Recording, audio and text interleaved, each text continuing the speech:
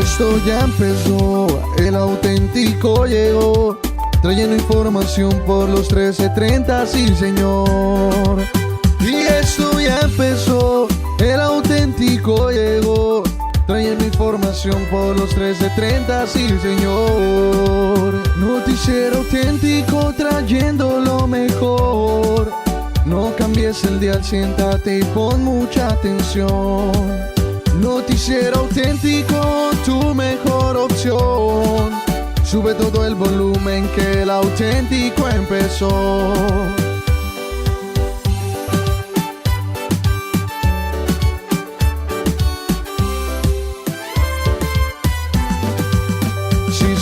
Sí, que ya el auténtico empezó. Por todo lado escucho yo. Escucho en el carro, escucho en el barrio, en toda la casa y el sector. Que ya el auténtico empezó. Por todo lado escucho yo. Escucho en el carro, escucho en el barrio, en toda la casa y el sector. Noticiero auténtico trayendo lo mejor.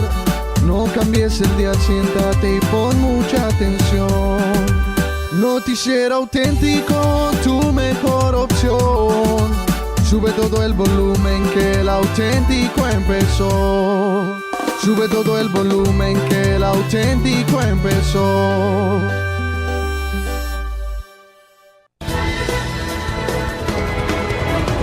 Escuche de lunes a viernes el Noticiero Auténtico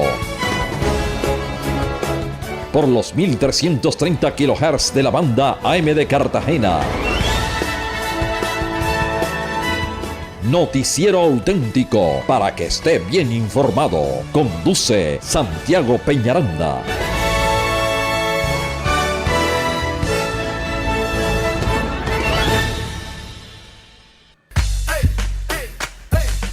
Noticiero Auténtico por los 1330 kHz, para que esté bien informado.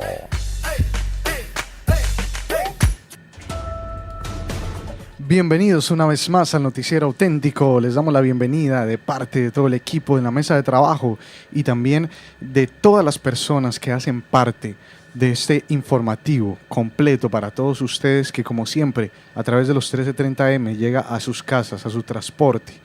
A donde quiera que usted se encuentre puede disfrutar del Noticiero Auténtico. Información radical, información imparcial sobre todo, y con nuevas sorpresas para los oyentes. Lo prometido es deuda, por ahí dicen. Y en el Noticiero Auténtico vamos a empezar algo muy bueno los días miércoles. Se viene algo especial para la comunidad. Algo que usted no encuentra en muchos noticieros, yo diría que en ninguno de Cartagena. Y lo vamos a tener los miércoles aquí. Usted también puede interactuar como oyente a través de la línea 666-2465, también a través de las redes sociales del Noticiero Auténtico, en el Facebook, Instagram, e incluso a través del WhatsApp 313-238-0342. Así que vamos a presentarles hoy lo nuevo que viene para los miércoles del Noticiero Auténtico, y no viene de pronto con el equipo que usted casualmente escucha noticiero. Viene con nuevas personas que van a ser parte de este especial de los miércoles.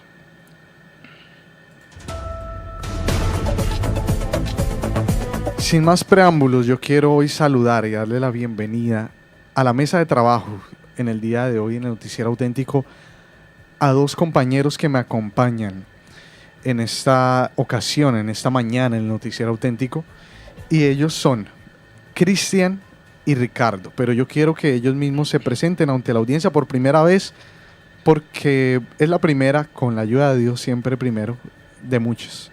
Muy buenos días, Cristian. Buenos días, Santiago.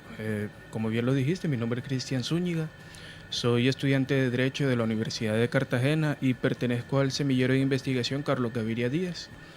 Estoy muy complacido de estar acompañándolos en el día de hoy y espero que podamos tener una discusión nutrida y se pueda llegar a algunas conclusiones básicas. Claro que sí, Cristian. También le damos la bienvenida a Ricardo. Bueno, un saludo especial, Santiago, y para todos los oyentes. Mi nombre es Ricardo Andrés Cano Andrade. Soy estudiante de la Universidad de Cartagena también, Facultad de Derecho, y también pertenezco al semillero de investigación Carlos Gaviria Díaz. Más que nutrir, también quiero esperar poder colaborar a todos los oyentes y todas las personas que tal vez tengan acceso a este medio sobre lo que vamos a discutir, que más que temas jurídicos o más que temas de derecho, o sentarnos nosotros aquí tal vez a estudiar nuestra temática, podamos ofrecer soluciones serias a las problemáticas que vayamos a plantear en esta mesa y tener definitivamente un debate que presente soluciones. Y eso es precisamente lo que vamos a hacer los miércoles.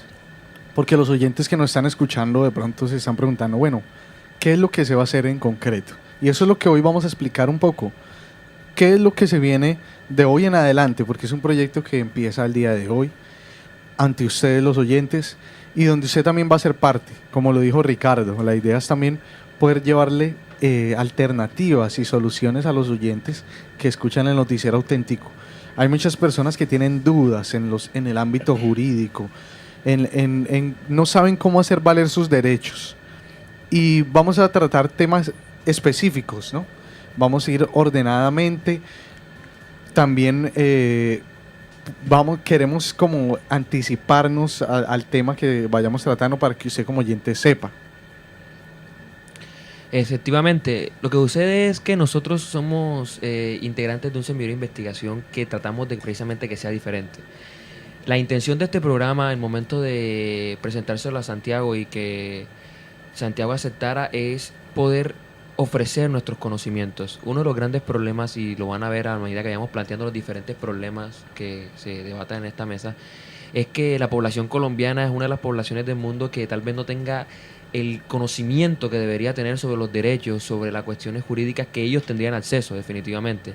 Y la solución que nosotros queremos plantear es que cada vez que nosotros discutamos un tema, porque serán temas específicos cada semana, podríamos hablar la semana siguiente sobre servicios públicos domiciliarios, los temas de Electricaribe, de Aguas de Cartagena, las problemáticas con las calles de la ciudad, las problemáticas con el Transcaribe, cualquier tema que es del diario vivir del cartagenero, del colombiano, nosotros podemos presentar soluciones. Existen estas acciones, existen estos medios que los ciudadanos pueden presentar, estas de diferentes medidas que se podrían tomar, y precisamente esta es la razón de este programa, que las personas puedan a través de los medios del Facebook, de las redes sociales, del teléfono de aquí de la radio, a través del WhatsApp que Santiago ofreció al principio del programa, poder presentar sus quejas, sus preguntas, sus cuestiones, y nosotros a cada semana poder tratar de resolverlas con los temas y con los conocimientos que hemos podido adquirir de nuestra universidad. En palabras coloquiales, lo que vamos a ofrecer es un servicio para usted también, sobre todo de conocimiento, como lo estaba diciendo Ricardo. Y por ejemplo, usted también como oyente puede proponernos un tema. Mire, nosotros no conocemos el tema del agua. Mire, el derecho al agua es un derecho fundamental, por ejemplo. Y ese tema le vamos a decir, oiga, si usted no le están cumpliendo su derecho al agua, usted puede tomar acciones jurídicas. Todo eso es lo que le queremos enseñar. Que no le resolvieron un derecho de petición, ¿cierto? Porque ¿cuántas veces no vemos eso? La gente muchas veces no sabe ni siquiera qué es un derecho de petición, ni cómo se presenta ante una entidad. Y esos temas los vamos a empezar a tratar. Hoy estamos explicando lo que vamos a hacer. Estamos en una mañana amena. En una mañana muy amena, relajados. Y explicándoles a todos ustedes cómo vamos a trabajar los días miércoles. Cristian, estamos ante una realidad inminente, que yo creo que es el tema principal. El que más se está discutiendo. Voluntariamente, obligadamente tiene que ser el tema principal, porque es que es el tema que está viviendo Colombia. Yo me imagino que usted ya sabe de qué estoy hablando. Sí, el tema del conflicto, la refrendación de los acuerdos de La Habana, el tema del posconflicto, es algo muy, muy debatido últimamente y que ha despertado muchas pasiones. Es increíble ver gente que aparentemente parecía muy neutra en un principio, pues gente que me rodeaba, ahora sienta posiciones por el sí, por el no, porque yo voy a votar, porque esta persona es así, porque lo otro. Pero muchas veces lo hacen de forma desinformada, es decir, quieren votar por el sí o por el no, pero no conocen las razones efectivas por las cuales van a tomar la decisión tan trascendental que van a pretender tomar. Entonces la idea también es aterrizar algunos conceptos, traer algunos temas, discutirlos, debatirlos, informar al votante, informar al ciudadano, porque la decisión que se va a tomar ahora va a ser muy importante para el futuro de nuestra nación, para el futuro de nuestras descendencias. Y lo más ético, por decirlo de otra forma, es saber cuál es la decisión que estamos tomando y saber por qué estamos tomando esa decisión. Entonces también es una de las metas que queremos lograr con... Exacto. Como bien lo dice usted, Cristian, o sea, el problema no es yo decidí votar sí, yo decidí votar no, sino que el criterio que yo tomé para esa decisión esté basado en fundamentos propios. ¿Cuál es eso? Lea el acuerdo, ¿cierto? Eso es lo primero, leer el acuerdo. Y bueno, de aquí podemos dar razones de parte y parte y podemos tomar roles, Cristian, para hacer interesante el diálogo. ¿Sabe por qué? Porque usted puede tomar el rol del sí, yo puedo tomar el rol del no, o usted el rol del no y yo el del sí, no importa. Me siento más cómodo con el sí. ¿Sí? De hecho, sí. ¿Usted, Ricardo, con cuál se siente cómodo? La verdad, yo, analizando los acuerdos, soy una persona demasiado imparcial. Nada más tengo una sola queja del acuerdo. Bueno, entonces, precisamente usted puede ser imparcial. Yo, mire, le soy sincero aquí al aire a los oyentes.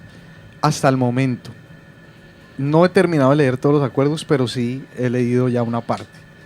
Hasta el momento, yo lo voy a decir al público, hasta el momento, por eso digo hasta el momento, voy a votar por el sí. Porque eso es como una balanza, Cristian. Usted va pesando cosas, ¿sí me entiende? Claro, hay que ver qué es lo más conveniente. No veo por el sí, no veo todo bueno. Pero Sí. en mi balanza estoy todavía pesando. Sí, en realidad este asunto es como un poco de ponderar, de balancear qué tipo de cosas estamos sometiendo a la decisión. Es decir, la gente del sí es muy optimista en general. Hablan del fin del conflicto, de la llegada de la paz, hablan de todo esto. Pero hay que tener en cuenta que esto es una negociación, no es una cuestión caída del cielo, no es nada, es una negociación normal y como en toda negociación algo se gana pero también algo se pierde. Entonces hay que estar muy pendientes de qué es lo que se está perdiendo y qué es lo que se está ganando y saber si yo estoy de acuerdo con lo que vamos a perder por lo que vamos a ganar, mi decisión es el sí. Si yo no estoy de acuerdo con eso, mi decisión es el no.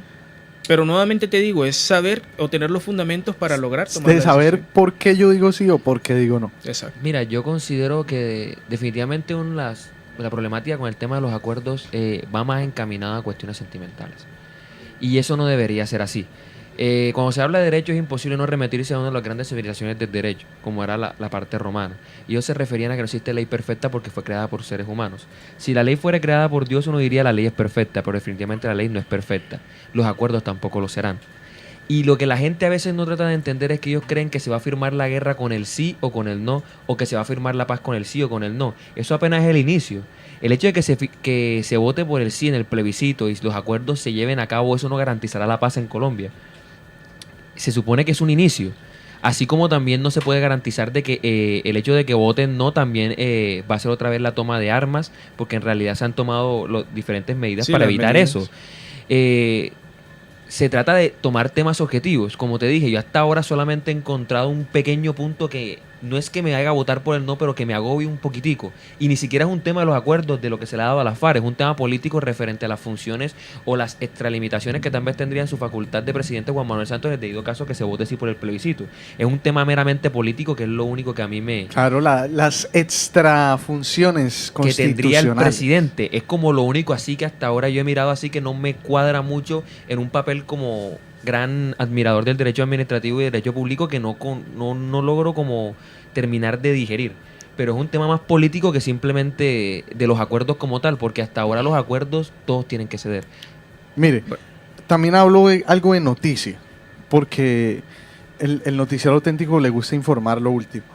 Ustedes saben que en caso de ganar el plebiscito se va a firmar. Ahí es donde se firma el acuerdo, El ¿cierto? acuerdo, exactamente. Muchas personas están confundidas porque pensaron que ahorita lo que se firmó en La Habana es ya el se acuerdo. firmó. Exacto, lo que ya se firmó era un acuerdo. Es que eso es normal que mucha gente esté confundida. Por ejemplo, la gente, y también la prensa ha sido cómplice en no informar bien las cosas. No, muchas veces. Mire, ayer se dio otra noticia, por ejemplo, que el cese al fuego.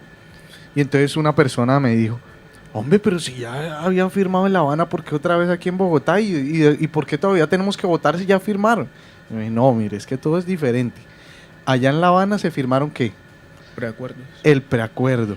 Aquí, ayer, antier, bueno, en estos días, fue la firma de cese al fuego bilateral. al fuego bilateral, ¿cierto? Y otra cosa es después del plebiscito, ahí sí se firmaría el acuerdo. ¿Cuál es el acuerdo? Pues el texto de las 297 páginas que usted le dice sí o le dice no, ¿verdad? Cristian, 3 sedes hay ya candidatas. Hay muchas, pero ya se sabe que entre esas 3 se va a quedar, digamos que son 4. El acuerdo se va a firmar en Nueva York, en la sede de la ONU, o en Cartagena, ciudad bonita, histórica, La y que heroica. es una gran potencial, una gran candidata. Y la historia que carga. Ah, exacto. Tercero, Bogotá, por ser la capital, porque quieren algunos, pero el presidente incluso se inclina más por Cartagena. Y cuarto, Cuba. A ver, analicemos si quiere cada una de las opciones, porque esa es la noticia del momento, Cristian. ¿Dónde sería la sede de la firma del acuerdo? En realidad es difícil hacer una aseveración, porque yo, bueno, viviendo aquí en Cartagena, yo podría decir, no, Cartagena es la sede, va a ser la sede. Pero hay que tener en cuenta las características que tienen estas ciudades. Es decir, Nueva York es la sede de la ONU. Allá se encuentra... Hay otro candidato, Santa Marta. Marta. Pongámosle como un quinto candidato, pero la digamos Casa del que... Libertador, pero- Sí, tiene algunas cositas, pero por ahí le escuché a un colega del periodismo que me dijo, pero lo único que tiene Santa Marta es la tumba de Simón Bolívar. Exacto. Pero no, Santa Marta también tiene sus cosas, pero a comparación de Cartagena hay que ser No es lo mismo. sinceros. Exacto. Recordemos que Cartagena en realidad fue la primera ciudad de toda Colombia que se pudo liberar de los españoles. Es decir, ya con eso tenemos mucha tela para cortar. Segundo, Cartagena pues ha sido centro neurálgico de la mayoría del movimiento político. Recordemos que hace poco estuvo acá el Procurador General, estuvo el presidente Santos, estuvieron los del Partido Verde haciendo la inauguración de la campaña por el sí, Ministros, los ministros, senadores. es decir, ya han habido movidas que han mostrado que hay una voluntad de moverse de Bogotá, porque ese es el asunto, es descentralizar un poco la paz. Ya no podemos pensar nuevamente en que la paz se tiene que firmar desde Bogotá y para el resto del país. Como te venía comentando En sobre Cuba. las ciudades, bueno, Nueva York porque es la sede, pero es otro estado. Ya es muy difícil firmar la paz desde otro estado si la paz tiene que ver con los colombianos.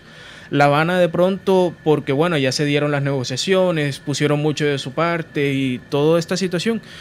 Pero vuelve el mismo argumento, es el extranjero. Ya, es decir, si estamos hablando de la paz de Colombia, si estamos hablando de una situación histórica para Colombia, deberíamos hacerlo dentro del territorio nacional. Ya, en ese sentido quedan como posibles candidatos, me decías, Bogotá, Santa Marta y Cartagena. De las 3 ciudades, la que más historia le ha dado a Colombia, la que más méritos políticos, históricos, militares le ha dado a Colombia, ha sido realmente Cartagena.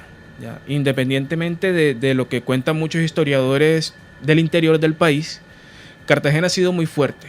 Cartagena ha atravesado por muchas coyunturas políticas, muchas coyunturas de carácter cultural incluso, que hacen que esa sea la decisión más sensata. Y sería una buena muestra del gobierno central demostrar por ese mismo medio, Descentralización. exacto, descentralizar la paz.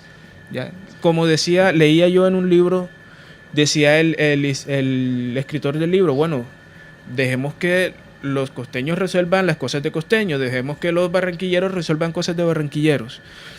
No hay que centralizarlo todo, no hay que hacerse dueño del poder, listo. Entonces, me parece que por esa razón podría ser Cartagena.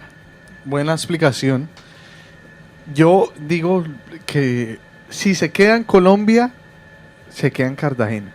Digo yo. La contraposición fuerte está de pronto en Nueva York, pero mire lo que dijo el presidente Santos y María Ángela Holguín, quien es la ministra de Exteriores. Mire lo que dijo ella. Dice que esto es una noticia mundial, que Colombia está sonando a nivel mundial gracias a esta noticia, y que le enviaron una carta desde la ONU y donde le piden que el acuerdo se firme en la sede de la ONU porque sienten que es algo extraordinario. Entonces esa es la propuesta oficial de Nueva York. Y bueno, en La Habana yo digo que no sería tampoco adecuado. Ya 4 años duraron allá, que cambien de ambiente. Exacto. Que cambien de ambiente. Yo estoy también de acuerdo con Cristian referente al tema de que tiene que hacerse aquí en el país, emblemáticamente. Sin embargo, la contraposición por parte de la propuesta de la ONU es un poco interesante. Referente a que también siempre se busca que todo el ambiente sea imparcial. Cuando una persona habla de negociación, una persona cree que por el simple hecho de que tiene que hacer aquí en Colombia, por la cuestión de la historia, no, la negociación tiene que hacerse en todos los ámbitos, desde el momento de la iniciación hasta el momento de la firma en tierra imparcial. Hay que tener también en cuenta que lo que determina el gobierno también tendrá que tener un pequeño voto sobre el tratado, sobre la firma de los acuerdos de parte de la FARC y de que ellos quieran firmar aquí en Colombia o no, que es tal vez lo que me preocupa. Obviamente trato de ser lo más imparcial posible, teniendo en cuenta de que obviamente como cartagenero siempre voy a preferir mi ciudad sobre todo. Y lo que decía Cristian es muy cierto en objetividad. Cartagena es una de las ciudades que más arrastra historia, no estamos hablando solamente en cuestiones de tecnología o cuestiones así, porque obviamente hay ciudades que tal vez no nos ganan la partida, nos llevan más ventaja, Medellín y Bogotá obviamente, e incluso en algunos aspectos Cali también, pero Cartagena es un lugar, como su nombre lo indica, la heroica, es un lugar de grandeza. Definitivamente es importante para todos que Cartagena tenga un espacio idóneo como sería la firma de los acuerdos. El tema de Nueva York, sinceramente, por el hecho de que simplemente sea la sede de la ONU, no me convence totalmente. Existen otras sedes también donde se podría firmar. Exacto. Nueva York para mí es una ciudad un poco más traumática para para la negociación.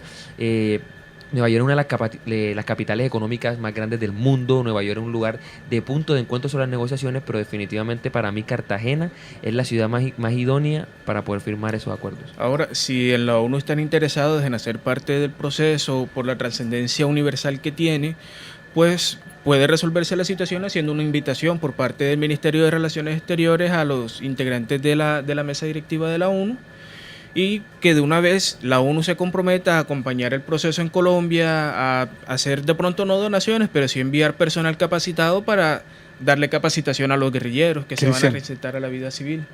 Mira, aquí llega Daniela. Yo la voy a inmiscuir en la temática que estamos teniendo. Claro. Adelante, Daniel. Porque Daniela tiene varias dudas en cuanto al proceso. Y ella, no voy a decir por qué voy a votar ella, pero ella tiene muchas dudas. Claro. Daniela, plantéenos algunas de esas dudas, porque, ¿sabe por qué? Porque las dudas que ella tienen, muchos oyentes Muchos también lo las tienen. Claro que sí. Y eso nos ayudaría para muchas cosas, traerlas hoy a conciencia. Entonces, Daniela, plantéenos alguna de las dudas que usted ya tenga en cuanto al proceso. Bueno, hay varias dudas que tengo en cuanto al proceso. Buenas tardes a todos los oyentes del noticiero. Buenos días a todos los oyentes del noticiero auténtico. Es que ella como llegó tarde, pero buenos Sí, días. buenas tardes. Buenas tardes, buenos días. Bueno, una de las tantas cosas que me tiene a mí pensando es que en los acuerdos se habla de una dejación de armas, mas no se habla de una entrega de armas. Tengamos en cuenta que dejación y entrega es algo totalmente distinto. Además, los lugares que plantean ahí donde van a estar las armas y todo esto van a estar vigilados por un grupo del proceso de paz, pero también van a estar vigiladas por el grupo de las FARC. O sea, ellos mismos van a vigilar sus armas, sí, más otro grupo, pero ellos mismos van a vigilar sus armas. Además de esto, dice que en caso de explosivos, creo que es. Bueno, Sí, explosivo y material. Pero vamos a responder una por una, porque si respondemos todo el tiempo, dejamos de responder todas. Exacto, nos demoramos. Entonces, vamos a responder la primera. ¿Cuál es la primera? Bueno, la primera es, ¿van a entregar las armas o no las van a entregar? ¿Las van a cuidar ellos mismos? Porque si las van a cuidar ellos mismos, eso sería como un juego, un jueguito ahí, eso no. Bien, Para mí. gracias por la pregunta. No soy comisionado de paz, no hago parte de... Pero entiendo la diferenciación que quieres hacer precisamente entre dejación y entrega de armas. Hay que entender que el proceso avanza de manera paulatina. Es decir, primero tiene que haber una dejación de armas, es decir, ellos deben liberarse de esa carga en ese momento. ¿Por qué? Porque eso le da seguridad a Colombia, de que ellos no van a poder utilizar las armas, por lo menos en un futuro próximo, para volver a atentar contra los colombianos. La guerrilla es un grupo armado, irregular. ¿Ya? No podemos pretender que puede tener el mismo tratamiento que de pronto un ejército regular como el ejército colombiano.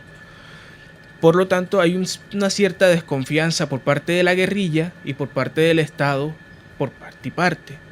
La guerrilla no va a ser ciega, sorda y muda a toda la historia que ha acontecido. Recordemos diálogos de Caguán, recordemos de pronto las guerrillas liberales de los llanos. Ellos se entregaron y a la semana los mataron a todos, ¿ya? Y eso fue en los años 50, más o menos. Eso fue uno de los inicios de la guerrilla colombiana. En realidad, la historia de Colombia ha sido muy violenta, ¿ya? Y hay una desconfianza que es válida por parte y parte. Ahora, la dejación de armas se va a hacer de forma progresiva. Se tiene estipulado que dentro de 180 días se haya hecho la entrega casi total de las armas, comenzando primero con las armas de alto impacto, los explosivos, las granadas, dígame. Los misiles, todo el artefacto militar. 800 misiles que les vendió el ruso ese que agarraron en América. Bueno, Y no han devuelto ni uno. eso se tiene ya contabilizado, se tiene un estimado de más o menos, le escuché al general de la República, de 6.400 armas para recibir dentro de la primera entrega. Dentro de los acuerdos, cuando se habla de la dejación de armas, se estableció que primero se entregarían las armas de uso no personal, es decir, los rifles, las armas de largo alcance, las que ellos no puedan utilizar para defenderse a sí mismos. Luego de haber hecho esta entrega, viene ahora sí la entrega de armas que son de uso personal, los revólveres, de pronto las rifles de corto alcance y todo este tipo de... Yo escuché también que se iba a entregar primero un 30% y luego un 70%. ¿Usted escuchó también eso? ¿O? No, precisamente es progresiva. A medida que vayan avanzando los acuerdos, de todas maneras, yo soy una persona demasiado incrédula con la taxatividad de los acuerdos. ¿En qué sentido? En que lo que se va a estipular posiblemente no sea así. Ahorita escuchamos al señor que se asomó aquí decir que iban a entregar 8.000 meses y no han entregado ni uno. Entonces yo digo, definitivamente no es que eso va a ser progresivo, o sea, va a ser jalado. Referente a la pregunta, precisamente hoy debatía, ese es el tema de debate en nuestra universidad, yo digo que en todas las debates, Así es. y un compañero precisamente tuvo esa misma, digo, no, güey, yo voy a votar por el no, ¿cómo así que no van a entregar las armas? Y yo le decía precisamente lo que decía Cristian ahorita, eso tiene su historia. En los diálogos del Caguán, y no nos vayamos lejos, incluso la contraposición en los diálogos con el paramilitarismo, cuando se entregaron las armas, comenzaron las masacres. De parte del gobierno y de otras fuerzas militares armadas que se alzaron en armas contra ellos porque ya no tenían armas. No estamos diciendo que las FARC con esto quieran armar guerra. Estamos diciendo que simplemente esto es una negociación como lo planteó Cristian en un principio y ambos tienen que ceder. O sea, ellos lo toman como una medida de autoprotección. Exacto. Y recuerda también que, bueno, los paramilitares entregaban armas, pero eran armas nuevas que nunca se habían disparado, eran armas que... Es decir, hay que tener seguridad sobre lo que se está haciendo, no es simplemente entregar armas por salir del paso, hay que tener control, hay que tener certeza en cada uno de los pasos. Yo quiero hacer una pregunta, porque la pregunta de Daniela estuvo muy bien planteada. Daniela, ¿tú qué estudias? Comunicación audiovisual. Y qué bueno, o sea, esto quiero que sea una noticia porque es una muchacha que tal vez no tenga mucho que ver con el tema de las humanidades, pero esto es algo que nos compete a todos. Todos tienen que leerse los acuerdos, todos tienen que hacer preguntas. Es bueno que se aclaren estas cosas porque al momento de votar, como decía Cristian, es importante que voten con conciencia. ¿Vamos con la segunda pregunta o todavía tiene dudas de eso? La siguiente pregunta. No, pues... Bueno, ¿qué piensas de la respuesta que te dimos? Sí, o sea, es válida, o sea, yo digo, si uno está a favor de algo, uno tiene que tener cierto positivismo en eso, ¿no? Pero de cierta forma no deja de haber la duda, ¿sí me entiendes? Exacto. O sea, yo digo una cosa, para mí, yo soy a favor del no, y pues yo no, la verdad no soy uribista porque yo creo que cuando Uribe hizo su gobierno yo todavía era como un poquito pequeña, y todo eso no sé de él, tampoco soy santista, o sea, no soy nada, y algo que personalmente me molesta es que la gente estigmatiza, entonces dice, los que van por el sí son de Santos, los que van por el no son de Uribe, o también dicen, los que van por el no son guerreristas, entonces yo podría decir que los que van por el sí son terroristas, no. Entonces, ¿por qué la gente estigmatiza de esa forma? Bueno, otro punto que quisiera dejar aquí y que, bueno, me parece súper grave, que está en la página 77, es el punto 345, y dice, integración de un cuerpo de élite contra organizaciones, conductas y personas que no estén de acuerdo con las FARC y el proceso. ¿Esto qué significa? Que todos los que no estamos de acuerdo, porque no significa de estar atacando, sino los que no estamos de acuerdo, los que no pensamos igual, porque todos pensamos distinto, van a ser un cuerpo élite, o sea, unas personas armadas en contra de nosotros. O sea, ¿esto cómo se podría llamar? ¿Una dictadura? ¿Una persecución? Llaman y dicen que, yo digo, yo estoy a favor del perdón. Es más, yo me puse a pensar algo, que les den plata a los guerrilleros, listo, eso hasta de pronto a mí ni me molesta. Que les perdonen cárcel, hasta eso yo me lo paso. Pero que les den el poder, eso es algo que yo sí no me lo paso.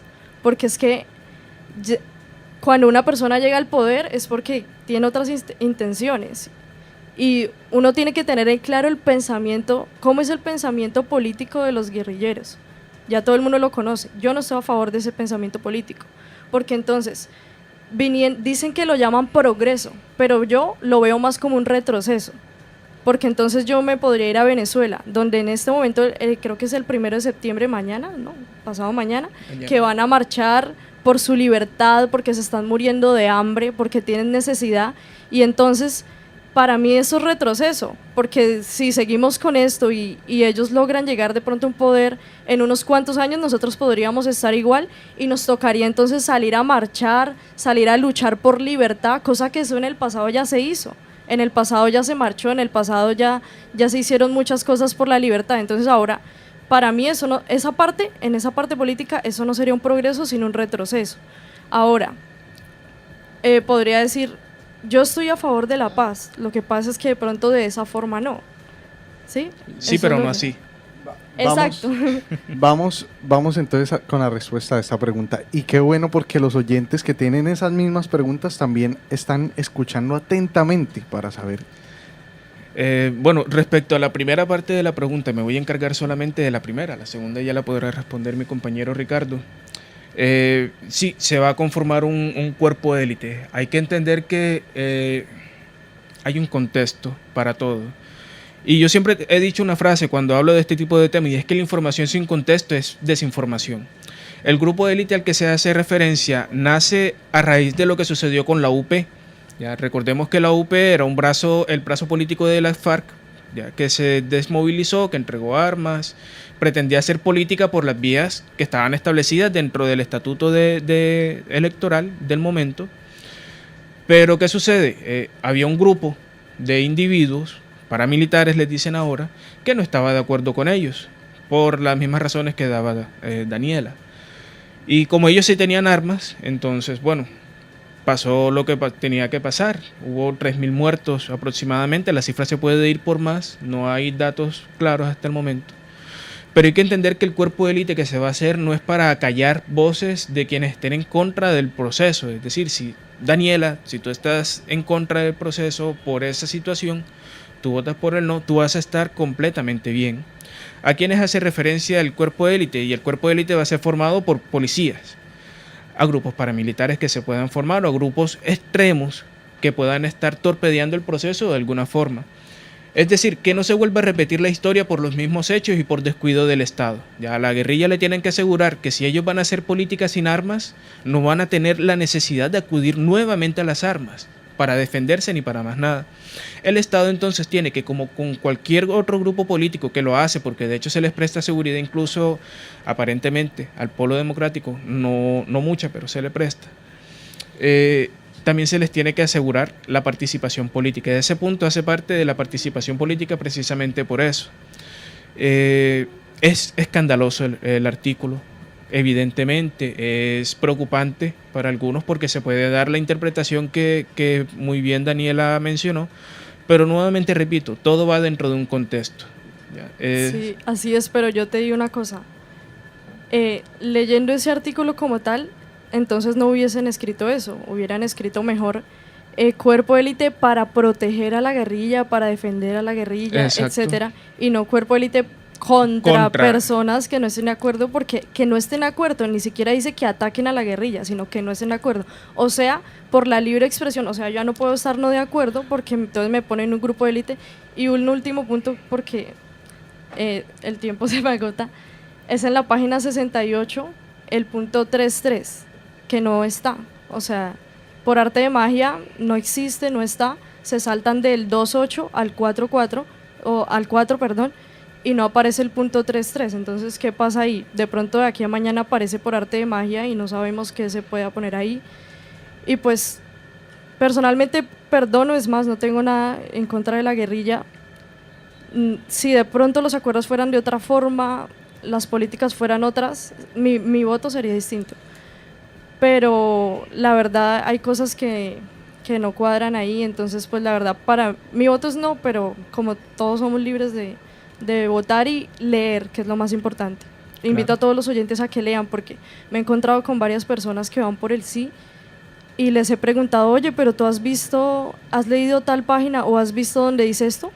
En el acuerdo no dice eso. Y yo como que, no dice, mira la página tal y Exacto. date cuenta porque qué es lo que vas a votar.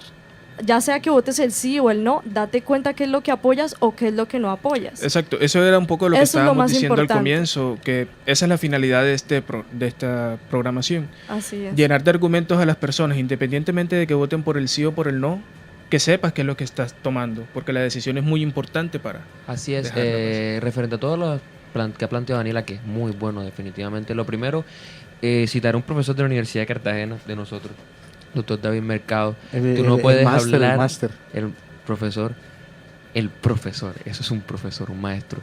El profesor David Mercado, que es una excelente persona, él siempre nos enseñó que no podemos hablar de derecho constitucional como este sin saber historia. Por eso es que tal vez los oyentes se estarán preguntando, ¿es que estos programas están reventando historia? Es que no podemos hablar de derechos, de leyes. La ley se crea según Freddy Carlos Ponsavigny, un tratadista, según el espíritu del pueblo. ¿Y el espíritu del pueblo cuál es? La historia que ha vivido. De ahí viene la apotegma, el famoso dicho, pueblo que no conoce su historia tiende a repetirla.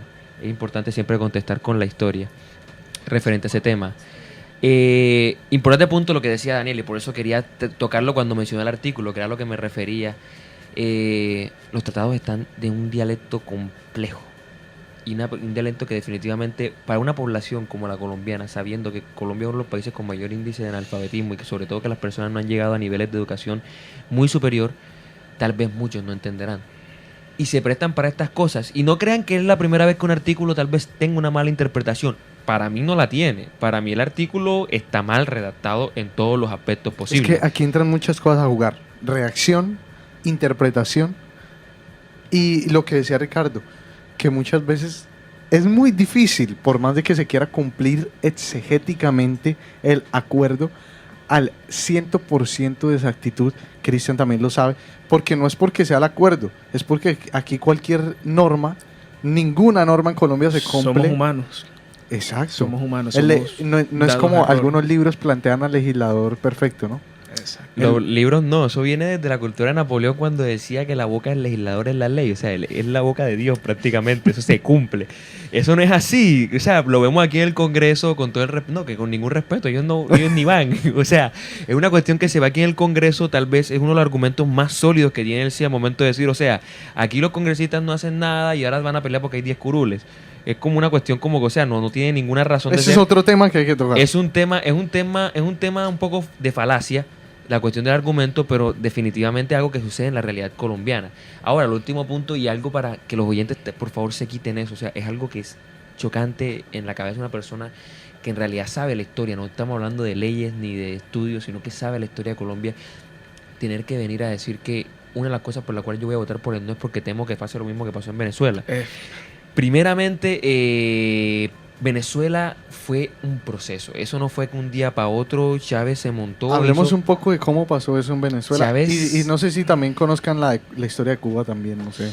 En la Bueno, historia- hablemos con Venezuela, que En es la lo más historia de cercano. Venezuela, pues te lo puedo decir yo tengo familia cucuteña.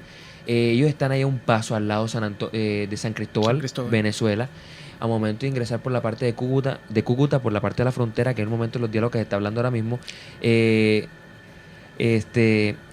tengo que decir referente al tema de Venezuela que el argumento más sólido que tengo es que definitivamente la Constitución de Venezuela, en el momento que se dio las modificaciones hechas por Hugo Chávez, no tiene ni punto de comparación con la Constitución garantista que tenemos ahora. Esta Constitución de 1991, al momento de la Asamblea Constituyente, garantizó en todos los medios posibles y políticos, a través de la veeduría de las Cortes, que no podían existir ese tipo de situaciones como la que está pasando ahora mismo en Venezuela. No estamos diciendo que no se puedan haber problemas de hambre como lo que está pasando en Colombia, estamos diciendo que no van a haber problemas, pero definitivamente el tipo de dictaduras aquí, de la manera como está organizado el esquema del Estado colombiano, prácticamente se podría determinar que es muy complicado, muy difícil de que suceda. Afortunadamente. Entonces, comenzar a decir que por el simple hecho de un acuerdo, ahora mismo ya va a venir la dictadura de Santos o que la FARC va a tener el poder, la izquierda se montó, toda la dictadura de la guerrilla, la dictadura de la guerrilla, meten a Petro y o sea, hasta ahora yo no he visto a Petro por ahí inmiscuido, no estoy diciendo que no, yo soy una de las personas que más le presta contraposición a la izquierda, en especial a lo que hace Petro, pero no, yo no voy a atribuirle algo que definitivamente no tiene, ¿sí me hago entender? Entonces, yo no voy a permitir que estén diciendo, incluso he discutido con familiares que se quieren meter, no es que esto va a pasar como Venezuela, digo, vamos a hablar con cuestiones serias. Eso hasta ahora es un absurdo. Mire, yo lo de Petro se lo escuché a nuestro próximo integrante, Frank. Tenemos un compañero que él es petrista. Pero lo que me dijo de Petro fue que estaba promoviendo una séptima papeleta, algo así. Sí, está promoviendo la reforma a la Constitución. Bueno, respecto a Venezuela, hay que entender algo que es fundamental para comprender por qué razón es que Venezuela está como está. Y es que Venezuela es un proceso que es víctima de la incapacidad de los dirigentes, de sus propios dirigentes. Venezuela es víctima de sus propios dirigentes. Ya estamos hablando, bueno, el pueblo se tomó el poder, en teoría. En realidad entró Chávez. Chávez tenía una preparación política medianamente aceptable. Recordemos que Chávez era militar. Los militares en Venezuela pues tenían cierta participación política. ¿Cómo llegó exactamente Chávez al poder? Chávez hizo un golpe de Estado. Un golpe de Estado. Él era general. Coronel. Creo que era coronel del ejército. Y a través del ejército tomó el poder. Exacto. Entonces, bueno, Chávez sí tenía cierto conocimiento de política y de todas estas situaciones y logró amainar hasta cierto punto todas las medidas que estaba tomando. Recordemos que Chávez fue bastante radical en su momento, al punto que la frase por la que más se le recuerda es el exprópiese. Iba pasando por una calle y exprópiese todo, y de pronto no comprendía las implicaciones de quitarle al privado sus recursos, quitarle a la empresa, quitarle la posibilidad al mercado de autorregularse. Ya, eso impone unas características a las que Venezuela no estaba preparada. Con la muerte de Chávez, que puedo afirmar casi que sin duda que era el mayor pues conocedor de la política venezolana en su momento, Venezuela queda sumida en una crisis política, cultural y social incluso, porque Chávez era líder en Venezuela. Chávez era la imagen viva de Venezuela. La gente queda sin un Chávez, montan a Maduro. Maduro venía apareciendo al lado de Chávez poco tiempo antes de la muerte de este. Montan a Maduro como la imagen viva de Chávez, y pienso yo que a Maduro se le subió esa imagen a la cabeza y ha querido hacer a la imagen de Chávez todo lo que hizo Chávez, sin la preparación de él. Entonces pienso que Venezuela es más bien víctima de sus propios dirigentes. Acá en Colombia, como lo venía mencionando Ricardo, hay un ordenamiento jurídico, hay unas normas que nos protegen de este tipo de cosas. En Venezuela no hay un límite muy claro entre el poder legislativo, el ejecutivo y el judicial. Es decir, el presidente es casi que un legislador por el estado de excepción en el que viven constantemente. Acá en Colombia se prohibió desde la Constitución del 91 vivir en ese estado constante de excepción. Es la Corte Constitucional la que decide si vamos a estar en ese estado o no vamos a estar en ese momento. O sea, aquí hay otras cosas. No es el presidente que siempre va a estar diciendo yo hago esto, yo hago lo otro. No. Exacto. Él tiene que cumplir un requisito, hay un control, hay unos medios de control referente a ese tipo de procesos. Hablemos entonces, ahora sabe cuál es la siguiente duda, la que usted tenía, Ricardo. Si el presidente tenía facultad para hacer todo esto. Explíquenos usted esa duda y dialoguémosla aquí un poco. No es una duda, es más un tema... Una inquietud. Exacto, una inquietud. Para eso tendría que hablar un poquito del semillero como tal. Es un semillero de derecho público y yo manejo mucho la línea de derecho administrativo. En el que me encanta la que tiene que ver con la responsabilidad del Estado y todas las facultades que tiene la responsabilidad del Estado. Trato de explicarle a la gente el Estado colombiano tiene la división de poder como se conoce en los colegios, que hoy en día está fundamentada una teoría doctrinal jurídica que es el sistema de pesos y contrapesos, y vamos a hablar referente al tema del poder ejecutivo, judicial y legislativo. En el ejecutivo se encuentra la administración pública y se encuentra el derecho administrativo, la facultad del presidente. Hablemos un poco más sencillo. Exacto. Ejecutivo, el presidente, porque El presidente. Entonces, el presidente, que es el gobernador, pero al mismo tiempo se tiene otras calidades. Pero mire, expliquémosle, esto también sirve para las personas. Ejecutivo, ¿quién es la rama ejecutiva? El presidente. Aquí, miremos, pongámoselo cerquita, el alcalde y el gobernador. Exactamente. Existe una Esa división es en la- el Ejecutivo, el Sí. gobierno y la administración pública, que no pueden ser confundidas en ningún momento dado. El gobierno, como tú le estás diciendo, presidente, alcaldía y administración pública, las diferentes entidades Ese de es control de la gobierno. administración. Exacto. ¿Y el otro es? Administración pública, ¿Ahí cuáles son? que son las entidades que administran todos los bienes, Bueno, recursos, la ahí cuestión. ya hablamos de los ministerios. Lo que sucede es que el presidente tiene la calidad Sí. también de máximo en la administración pública, pero también para que la gente entienda la diferencia entre ambos. Ahí hablamos de los ministerios, de las La superintendencias. superintendencia. Dada por etcétera, la etcétera. Industrias Constitución, comerciales. en ese sistema que está hablando ahorita, que se ayudan, por decirlo así, se ayudan entre todas las ramas, el Estado tiene ciertas facultades legislativas, ciertas, que en el momento cuando se escuchan los famosos decretos ley, en el momento eso los pide el presidente, obviamente tienen que pasar por un control que se le hacen y se determina si se promulgan o no. En este caso, la inquietud que a mí me surge referente a los tratados es que en el debido caso que se vote por el sí en el plebiscito, estaríamos hablando que el presidente tendría facultades prácticamente completas. ¿Cómo así facultades completas? Tendría todo el poder, para que en un término más coloquial la gente me entienda, para aplicar esos acuerdos, si me hago entender. Él sería como la máxima autoridad referente a cómo manejar esos acuerdos, si me hago entender. Y eso a mí no me causa un miedo, me causa cierta inquietud referente a ese tipo de poder y de facultad. No tal vez por todas las cuestiones que uno diga, no, es que él va a montar la dictadura, va a montar el poder, ya estamos explicando que eso no es posible, sino cierto tipo de problemas que tal vez podría acarrear eso a nivel más que todo político y jurídico, referente a tal vez la pérdida de ciertas calidades que podrían tener de votación en ese tipo de acuerdos otros medios de control.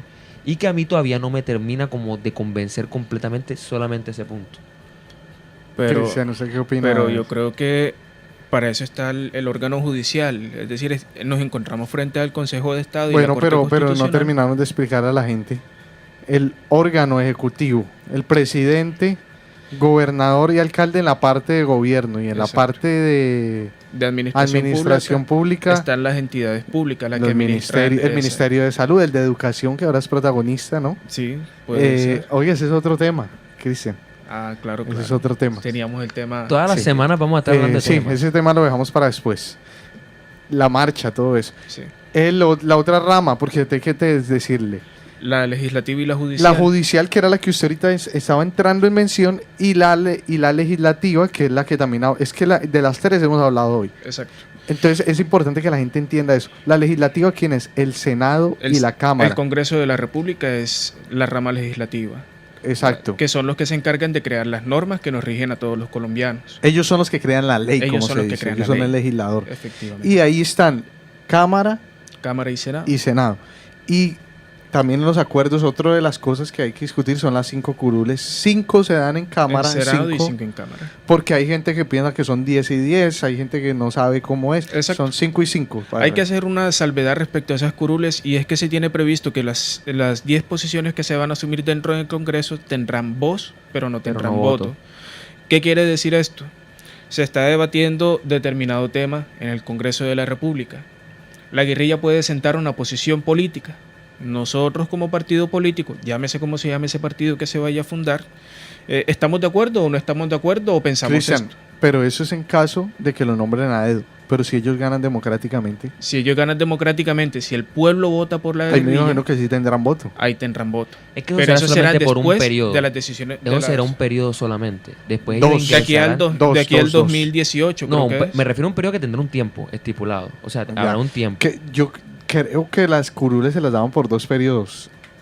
Eso vamos a confirmarlo en el Sí, próximo hay que programa. confirmarlo, pero creo que no. Creo que No, era creo un solo que- periodo creo que hasta no. las elecciones de Si son hasta las 2018. elecciones, son 2 Bueno. años, tengo entendido. Y tiene sentido en la medida que cómo vas a conocer tú el pensamiento de la guerrilla como partido político si ellos no tienen representación dentro de los órganos legislativos, por ejemplo, ahora que estamos hablando del Congreso. Mira, yo quiero aclararle a los oyentes que aquí estamos solamente introduciendo, porque precisamente esto continuará la próxima semana más específicamente hablando de cada uno de los puntos.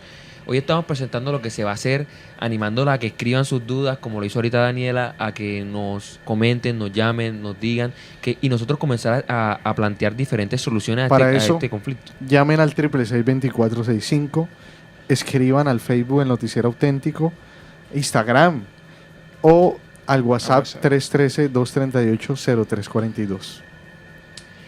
Referente a lo que decía Cristian, con la cuestión legislativa, pues es así. Y la rama judicial, que es la rama que nos falta para no dejarlos totalmente vacíos, que es el tema de los máximos órganos que son las cortes, ¿sí? Y todos los juzgados, lo que ustedes conocen, que manejan los procesos judiciales. Ah, bueno, las altas cortes, ¿cuáles son? La Corte Constitucional, que se encarga de todo lo que No, tiene pero que espere, ver. la Corte Constitucional no es un organismo de control. No. No No. estamos hablando, estamos hablando de- Ellos están Los dentro de órganos la de rama control judicial. son, exacto. Son Los otros. órganos de control son otros. Ya. La rama judicial está compuesta por 3. Cortes. En su pirámide, en la punta, está compuesta por 3 instituciones. La Corte Suprema de Justicia, que se encarga de todos los procesos de Civil. carácter ordinario. Civil, familia, laboral, penal. Está el Consejo de Estado, que se encarga de todos los asuntos referentes al Estado. ¿Ya? Servidores públicos, Administrativo. impuestos, administrativo, derecho administrativo. Y la Corte Constitucional se encarga de la guarda de la Constitución política. Ellos entran a revisar las tutelas que han sido proferidas por los diferentes jueces del Estado, las acciones de inconstitucionalidad. Y en realidad su función, guardar la Constitución. Exacto. Es así. Y los demás, bueno, y debajo de ellos vienen los demás juzgados según cada. Ah, bueno, sí, los Tribunales y tribunales. juzgados. Cuando la Diferente. gente escucha, ¿qué es un magistrado? Es el juez de un tribunal, solo que no se le dice juez, sino se le dice magistrado porque Porque es hace del tribunal. parte de un cuerpo colegiado. De un Es decir, hay cuerpo varios colegiado. jueces que determinan una sola materia. Exacto. Y los Ese- jueces que son los de los juzgados. Los jueces son los de inferior jerarquía dentro de la rama judicial, Hablando para de que la entienda la rama gente. Entonces, el juez es siempre la primera instancia. Es la base. Magistrado es el siguiente. La siguiente. Y los Que, magistrados porque de es las un altas cuerpo cortes. colegiado, o sea que son varios magistrados varios. siempre. Y de ahí, la última instancia son las grandes cortes, que son 3 que ya las mencionábamos. Su Corte Suprema de Justicia Corte Constitucional y Consejo de Estado. Mire, pues le estamos dando clases gratis a los Es decir, oyentes. cualquier acto, y era lo que le estaba comentando a Ricardo, de pronto para aplacar un poco cualquier acto que el presidente haga va a estar sometido ante el Consejo de Estado o la Corte Constitucional. Ellos deben hacer un estudio de todo el acuerdo, de todo lo que se haya sometido y ver si hay alguna inconcordancia entre lo que se está planeando dentro de lo que el presidente pida en razón de los acuerdos con el texto normativo constitucional o con las normas vigentes. Sí, yo entiendo perfectamente eso. Es una cuestión, obviamente, que garantiza el control. Sin embargo, mi preocupación viene más porque no pueden haber, o sea, porque tiene que tener todas las facultades. O sea, ¿por qué no, como siempre se ha hecho en Colombia, tratar como más o menos de descargar, como lo estamos explicando ahorita, descentralizar tal vez un poco esa paz?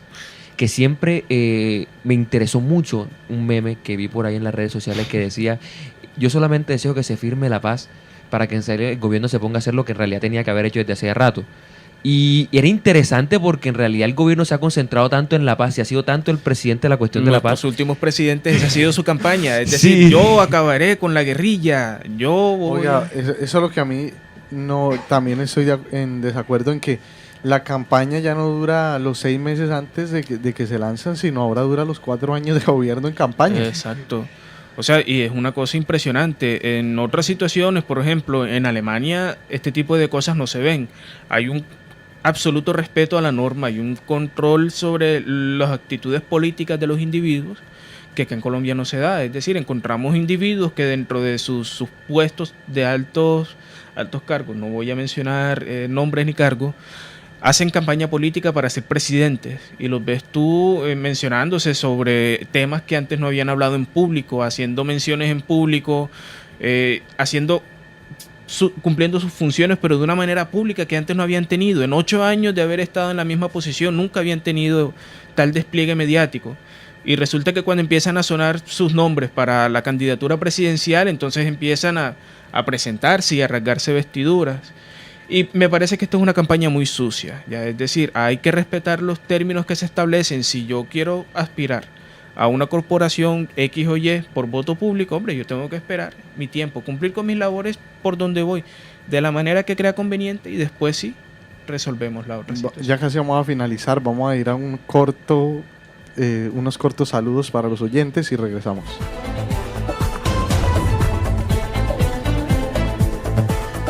Saludos para el noticiero auténtico. Consuelo Luzardo. Cariñosos saludos para el noticiero auténtico. Vicky Hernández. Que sean eso que dicen, auténticos.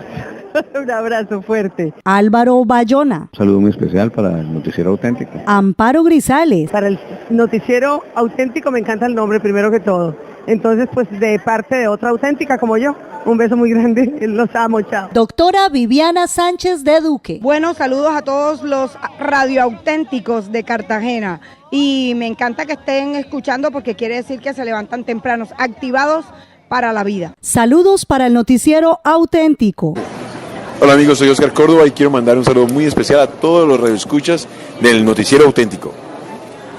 Un gusto saludarlos, les habla Jorge Luis Pinto, a todos los radioescuchas de Noticiero Auténtico, un cordial saludo, bienvenidos al mundo del fútbol, a oír las noticias y que siga en Cartagena el fútbol desarrollándose. Hola,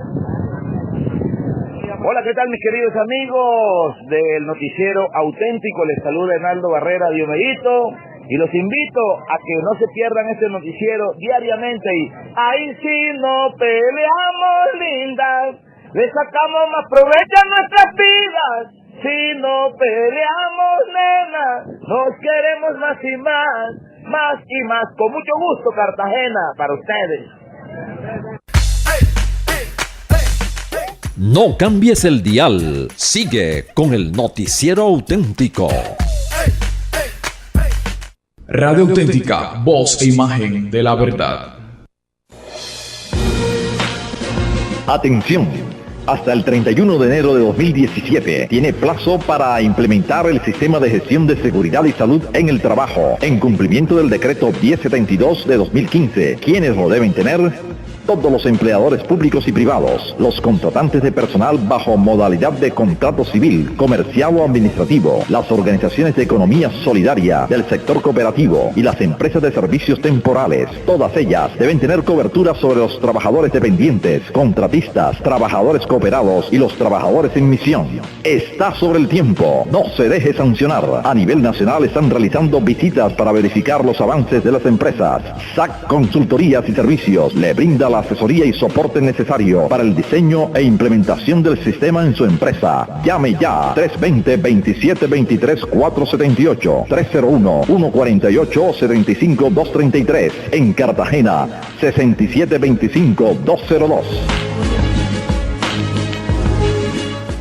1330, Radio Auténtica, costeñísima. Noticiero auténtico por los 1330 kHz para que esté bien informado.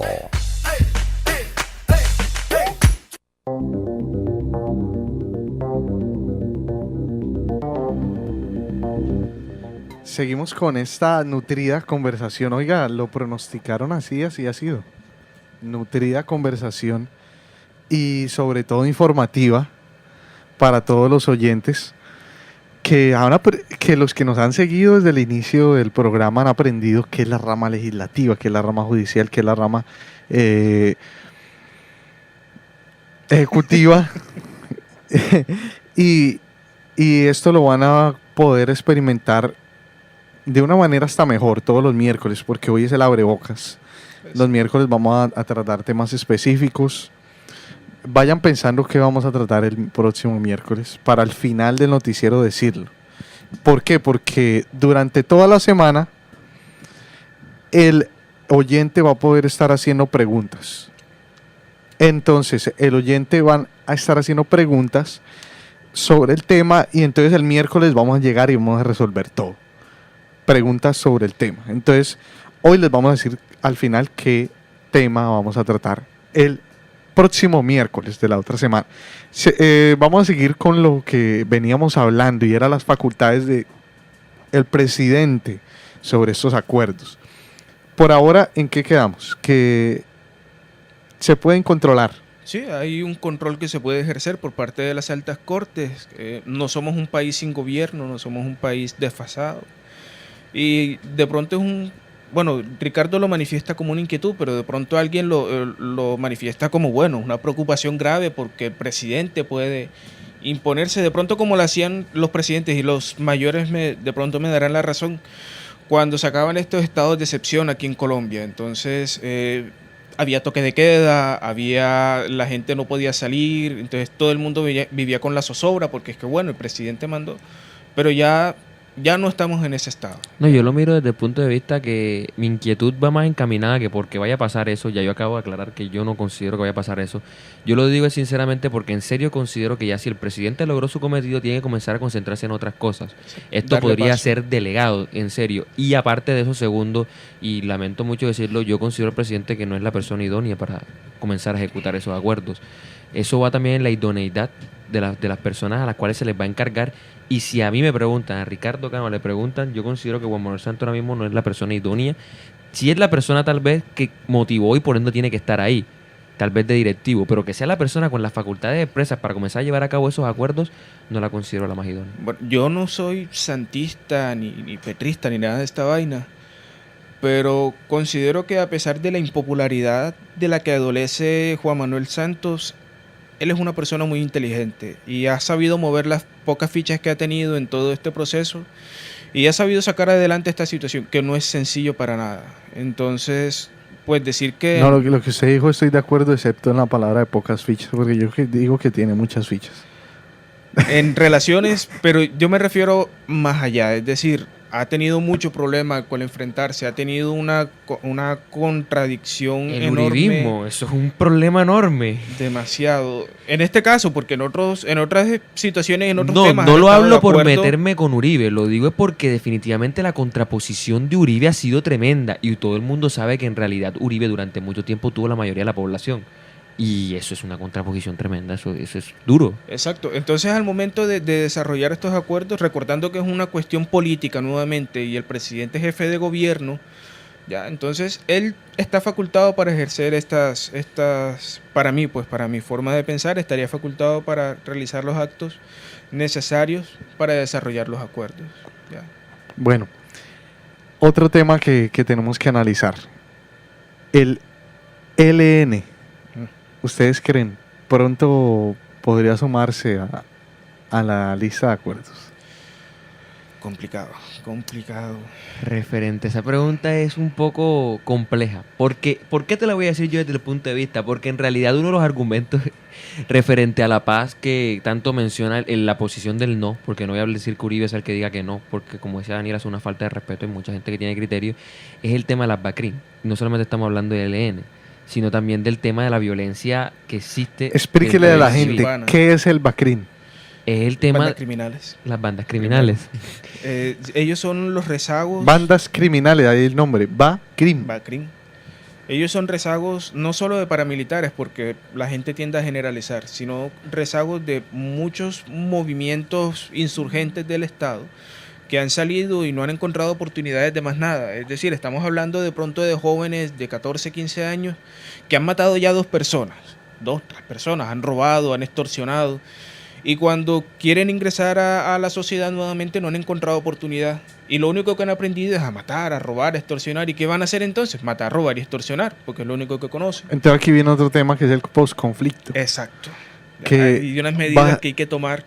Va a ser un tema también que vamos a tratar en un... Sí, más adelante, ya le Creo que vamos la otra adelantando semana... a los oyentes, esto no es un tema que se cierra hoy, esto es un tema totalmente largo. La próxima semana nosotros plantearíamos tal vez el problema de cómo ha venido el conflicto en Colombia, le diremos la historia para que Oiga, la gente mire, se sí, vamos nutra. a empezar así. ¿Cómo? Hay mucha gente que no sabe ni siquiera cómo surgieron ¿De las dónde FARC. viene la guerrilla? Vamos a hablar de Bueno, eso Colombia el próximo tiene- miércoles Deles un abrebocas hoy. ¿De dónde surgieron las FARC? ¿Por qué? ¿Cuándo? ¿Cómo? Oiga, aquí en Colombia hubo un golpe de Estado, ¿verdad? Claro. Con Rojas Pinilla. ¿Y quién era un militar? Sí. ¿Eso qué nos demuestra? Que el poder de un Estado está en las armas. Lastimosamente. Bueno, es arriesgado afirmar esa situación, porque bueno, el hecho de que se esté negociando con la guerrilla y no se les haya derrotado militarmente no ha demostrado lo contrario, es decir, las armas no... No, pero la guerrilla no puede venir a tomarnos por las armas, o si no lo hubiera hecho, créame, porque ellos saben que esto es una masacre que ni a un lado ni al otro le sigue conveniendo. Pero es un postulado un poco arriesgado, como decía Cristian, decir que tiene el poder de las armas, porque definitivamente sería seguir alimentando esa sed de sangre que tanto tiempo ha perseguido a Colombia a través de su historia. Todo lo contrario, yo quisiera poner un ejemplo muy bueno, como lo que acaba de pasar referente al golpe de Estado que trató de hacerse en Turquía. Todo el mundo puede ver que el pueblo evitó, fue el mismo pueblo quien se sometió tal vez a enfrentarse a las fuerzas militares y evitarlo. Definitivamente es importante saber que... ¿Cómo fue en Turquía? O sea, los militares se estaban levantando contra el gobierno. Una parte de los militares en Turquía se levantaron contra el presidente Erdogan por unas políticas que él está desarrollando ya respecto al país y la comunidad europea. Ya está siendo mirada. Políticas públicas que les quería implementar. Entonces, una parte de los militares hizo una jugada, una truculenta ahí, toda rara, se perdieron unos militares, ¿sabes? Y hicieron unos ataques por aire, ataques por tierra, se tomaron las grandes ciudades los militares, hubo muertos bastante. De hecho, por ahí circuló un video en las redes. O sea, hubo un enfrentamiento de ejército contra ejército. De ejército contra ejército, de ejército contra ciudadanos y de ejército contra rebeldes. O sea, es que eso no le conviene a nadie. A nadie. La guerra no deja nada. Y más hoy en día que cada vez las armas son más peligrosas. La tecnología hace que las guerrillas. Quedamos con el tema al aire. O sea, ¿de dónde viene la guerrilla? Veníamos hablando al comienzo. Sí. Porque, bueno, es importante saber que las guerrillas no son algo ajeno a Colombia. Es decir, Simón Bolívar fue guerrillero. La misma palabra dice guerrillas. ¿Qué es una guerrilla? Una guerra pequeña supuestamente, pero que después se vuelve grande. En realidad, la palabra guerrilla viene desde hace poco, técnicamente poco. Pero las guerrillas han sido propias de Colombia. Simón Bolívar fue un guerrillero, ya fue una persona alzada en armas en contra de un régimen impuesto, que eran los españoles, y logró la libertad de Colombia por medio de las armas en su momento. Por eso es que Chávez siempre decía, el libertador Bolívar. Exacto. Porque prácticamente él tuvo un pensamiento revolucionario, digámoslo así. Exacto. Entonces, la palabra guerrilla en realidad viene ya cerca a la Segunda Guerra Mundial, y tiene que ver mucho con la forma en la que peleaban los militares alemanes, ya que era la guerra Blitzkrieg, que era una guerra sumamente rápida. Ellos llegaban a una población donde estaban los militares, atacaban y se iban. No le daban tiempo de pedir refuerzos, no daban tiempo de nada. Ellos hacían el daño y se iban. Las guerrillas toman ese mismo modelo. Es decir, ya les había comentado sobre las guerrillas de los llanos, ¿ya? Ellos comenzaban como eran campesinos que estaban en contra del gobierno conservador de la época. Ellos conocían el terreno en el que vivían, tenían una ventaja sobre los militares en su momento. Lo que hacían era simple: llegaban por zonas de pantanos, por zonas escabrosas donde los militares no se iban a meter nunca, atacaban, mataban, robaban, se perdían. Los militares nunca le podían seguir el paso. Eso hizo que las guerrillas de los llanos fueran tan impactantes, es decir, eran casi que intocables en su lugar, en su espacio. Por esa razón se les empezó a denominar guerrillas, porque ellos realizaban una guerra de guerrillas, es decir, una guerra rápida. Bueno, esto fue avanzando. Les venía comentando también que esta guerrilla fue exterminada luego de haberse rendido. Es un hecho que está documentado ampliamente, que todo el mundo, bueno, en la comunidad de historiadores conoce. Y es un hecho lamentable en realidad, porque más allá de que fuesen guerrilleros, eran personas como cualquier otro, que en su momento, bueno, estaban peleando por cuestiones económicas. Los llanos estaban muy abandonados, podíamos hablar que más abandonados que el Chocó incluso ahora.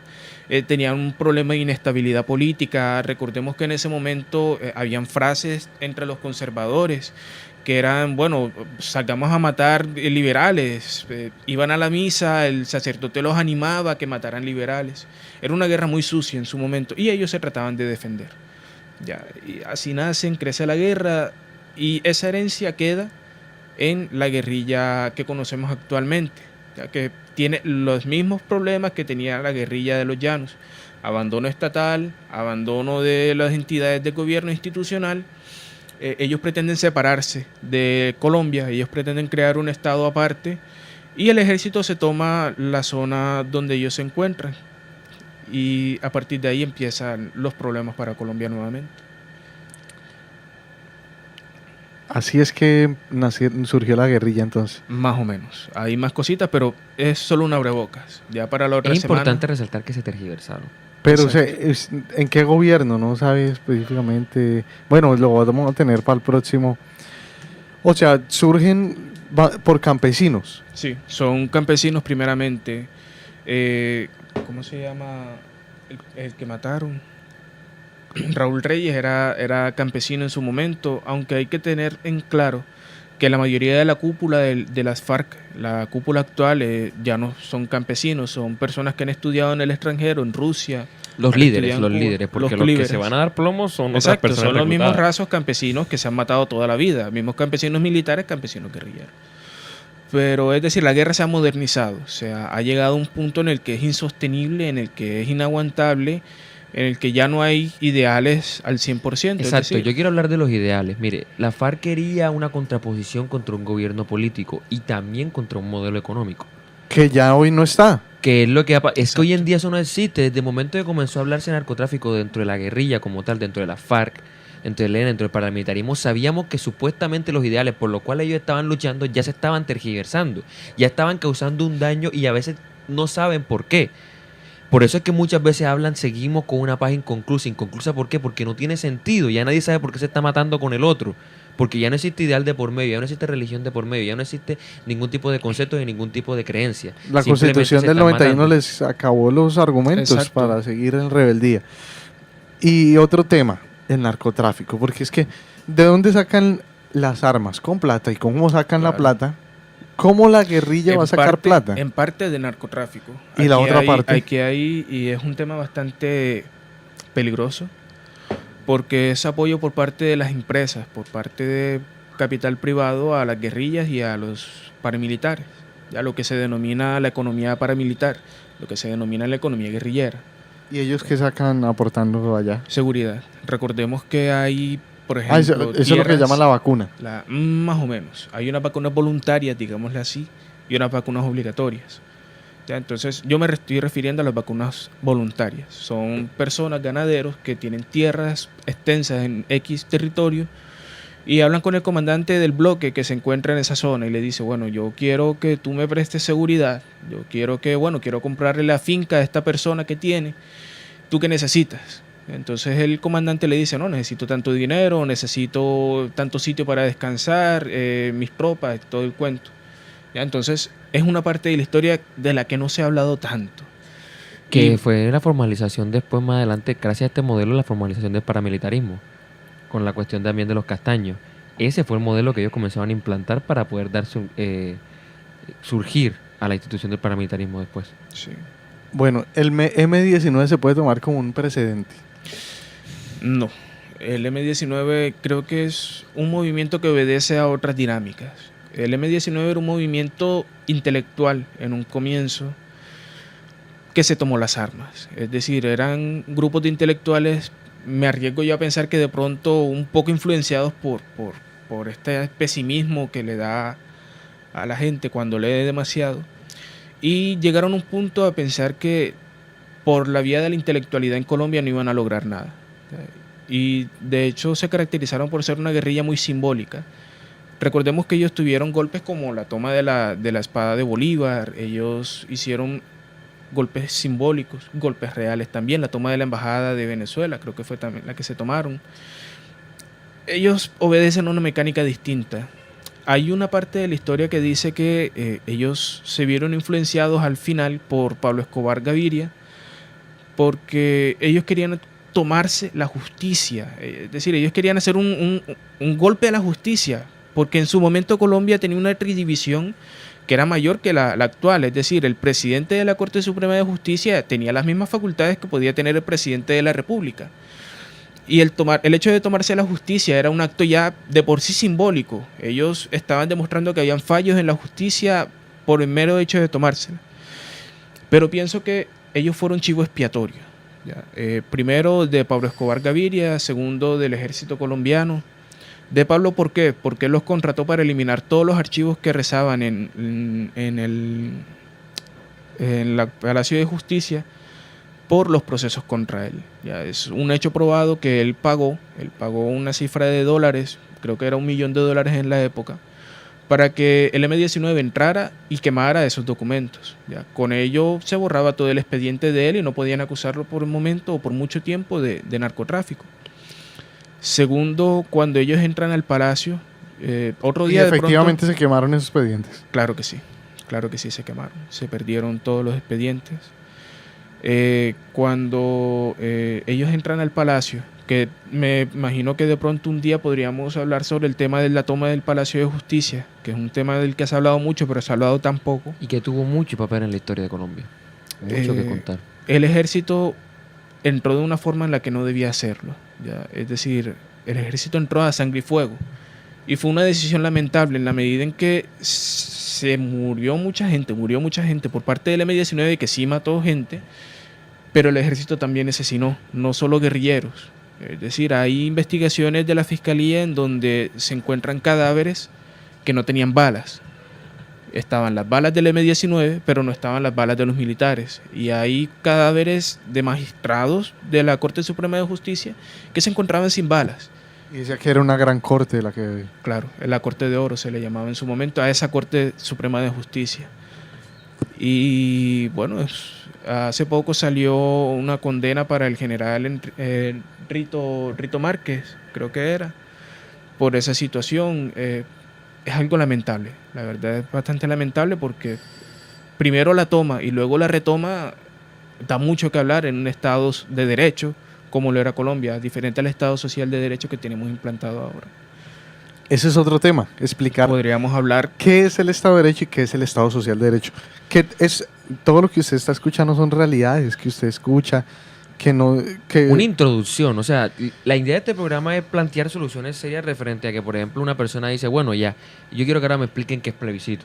Entonces nosotros venimos aquí a venir a explicarles qué es el plebiscito. Oiga, que sí. nos está dando un yello cada vez que escuchamos por ahí cualquier persona que no sabe diciendo no referendo, no plebiscito. Y no toda la gente no sabe cómo le llama a la mayoría de la gente. Plebiscito. No, es una cuestión definitivamente de desinformación. Ya a materia de conclusión, porque ya estamos terminando, también decirle, hombre, esto es una introducción. Ojalá hayan aprendido, hayamos comenzado a introducir referente a la temática, pero esto no puede quedarse así. Esto necesita una lectura de los acuerdos, tanto de los oyentes como de nosotros, para poder comenzar a hacer preguntas serias. Y no hay excusa para no tener los acuerdos. El periódico El Universal está imprimiendo sacó el domingo pasado el acuerdo en físico por $1,000 solamente. Usted puede adquirir por $1,000, aparte que en internet se consigue totalmente con las facilidades. La radio la W montó un audio completo con la lectura de los acuerdos completa, como quien dice, como para la que persona que está ocupada no tenga excusa, se monte su audífono y pueda decir definitivamente yo estoy escuchando los acuerdos, y que en realidad todo el mundo comience a crear un criterio, comencemos a hacer preguntas porque las votaciones se acercan y es necesario que las personas tengan un criterio claro sobre qué van a votar. Y que la persona haga su propio concepto leyendo, no por lo que le dicen, no por lo que escucha. Exacto, empoderarse de esta situación. Y esto tiene mucho que ver con la democracia. Todos hablamos de democracia y decimos, sí, yo voté en las elecciones pasadas, pero es que la democracia es algo universal. ¿Ya? La democracia se extiende más allá del mero hecho de salir a votar una mañana a conciencia o porque me dieron un sancocho. No, es decir, ustedes pueden ser partícipes dentro de sus comunidades. Yo quiero preguntarle y espero que ustedes se respondan con sinceridad, ¿cuántas veces se han acercado ustedes ante la Junta de Acción Comunal de su localidad, de su barrio, a preguntar, bueno, ¿qué estamos haciendo? ¿Qué vamos a hacer? ¿Qué necesitan? Ponerse a disposición de estos cuerpos, de estas organizaciones que necesitan de nosotros. Es decir, poner un grano de arena. Eso es democracia, eso es participación. Pero es que, Cristian, la gran mayoría no saben ni siquiera que es una junta de acción comunal. ¿Se les explica?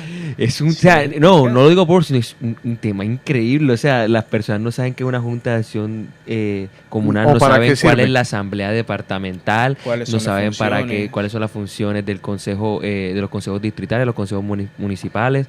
Todo esto tiene que ver, eso también será otra temática referente a toda esa pequeña institución que tiene cada ciudad de la alcaldía. Es muy fácil hablar de la presidencia, porque eso hablan todos los noticieros, que habla Caracol, habla RCN, pero hablemos de lo que tenemos a la mano. ¿Cómo yo puedo ingresar allá? ¿Cuáles son los medios para yo poder ir allá y presentar las diferentes querellas, la queja, o cómo poder yo hacer algo social? ¿Cuántos saben que pueden llegar al Consejo de Cartagena y poner a disposición de los concejales su opinión respecto a un tema que ellos estén debatiendo? La gente no sabe que puede hacer eso. Ellos consideran, bueno, yo no soy concejal, yo no tengo nada que hacer en el consejo. Pero hombre, se está debatiendo un tema. Yo puedo ir allá a escuchar primero el debate y luego aportar mi opinión respecto al debate. ¿Cuántos saben que es la Defensoría del Pueblo? Para poder acudir allá y poder saber que pueden tener diferentes tipos de ayuda sobre temas que ellos están viviendo y que allá se les puede brindar la ayuda completamente gratuita, porque para eso está, igual que la personería. Son instituciones que tenemos nosotros aquí y que son necesarias que lo comencemos a aprovechar. Señores, eso es democracia. La democracia no es un voto. La democracia es comenzar a utilizar lo que en realidad nos está ofreciendo la administración pública y el Estado. Y mire, todo es lo que yo quiero que lo expliquemos todo, que es la fiscalía, por ejemplo. Claro. Porque la gente es que escucha mucho fiscalía, pero no sabe qué es lo que hace la fiscalía. Un tipo con un bate en la espalda buscando... Entonces la gente lo resume en las IAS, también es muy bonito. Contralorías, procuradurías, registradurías. Referente a hablar sobre un tema de investigación que me ha dejado muy anoradado, que estoy llevando ahora mismo referente a las cárceles. Y no lo quiero decir por el simple hecho de las cárceles, sino porque también la paz tiene que ver con la mentalidad punitiva que tiene Colombia. Sí. ¿Cómo así punitiva? Para hablarlo en términos más coloquiales, referente a la pena, referente a la condena. Y esto va más allá del simple hecho de que supuestamente nosotros metemos a una persona en la cárcel, la metemos presa con el sentido resocializador. ¿Qué es resocializador? Que algún día va a tener que regresar a la sociedad. Aquí en Colombia no se Pues no, usted le pregunta a una persona de la calle, hombre, metieron preso al que mató a fulanito, ojalá se pudra allá en la cárcel. Estamos totalmente apartados de lo que en realidad que tenemos en el criterio verdadero de aquí. Allí comienza la paz. Sí, nosotros tiramos a los presos a las cárceles como si fueran cualquier basura y nos olvidamos de ellos. Es decir, mataron a 2 personas acá. ¡Ay, ya lo metieron preso! Sí, ya lo metieron preso. ¡Ah, bueno! No, y no solamente vamos a hablar de teoría, sino vamos a hacer investigaciones. Práctica, claro. Vamos a hacer investigaciones. Si ustedes tienen un problema, si ustedes tienen problemas... Aquí hay una investigación que yo quiero que hagamos. Y es por qué cuando viene el presidente o una entidad o un mandatario internacional a Cartagena que se frecuente, ¿qué se hacen los locos de la ciudad? Se desaparecen. Ey, hombre, eso es como si ese día se hubieran bañado o se hubieran puesto de acuerdo. Y no, hay teorías de que hay camiones que los recogen y se los llevan a Turbaco. Sí. Investigaciones como esa yo quiero que la hagamos los días miércoles. Es que esto es para la sociedad. Que ellos entiendan que esto es para ellos. O sea, nosotros no venimos aquí simplemente a hablar de temas que simplemente se van a quedar en el aire, hablando de política, lo que Dios santo. No, es intención de que Cartagena cuente lo que está pasando y nosotros comencemos definitivamente a presentar soluciones. Nos quedan, ya estamos terminando, nos queda ya 1 o 2 minutos de la emisión de hoy.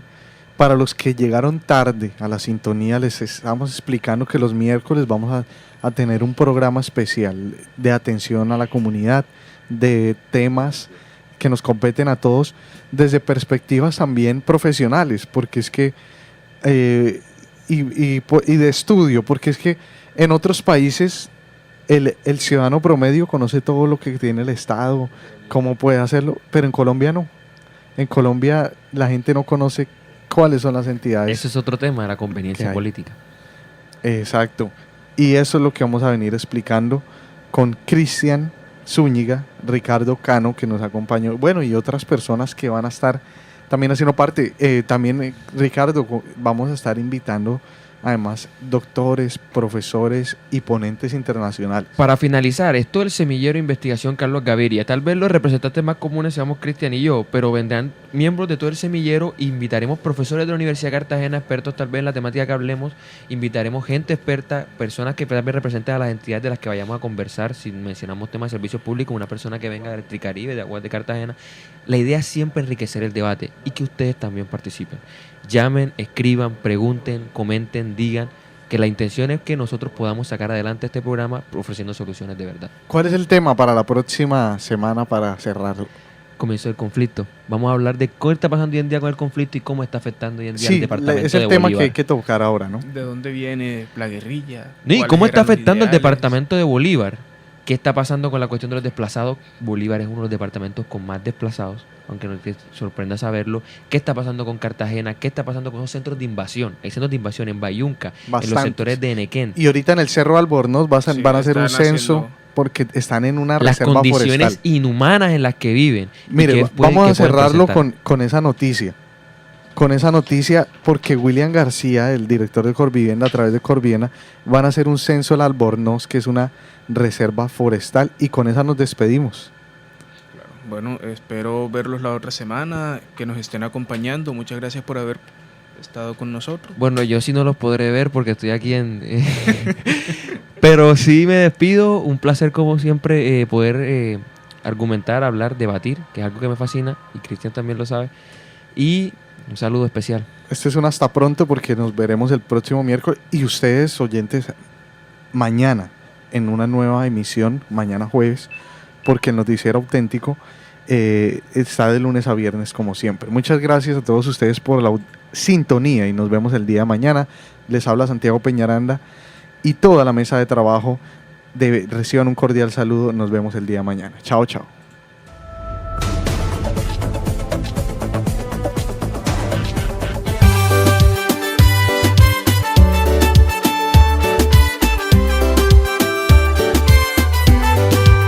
Y esto ya empezó, el auténtico llegó, trayendo información por los 13:30, sí señor.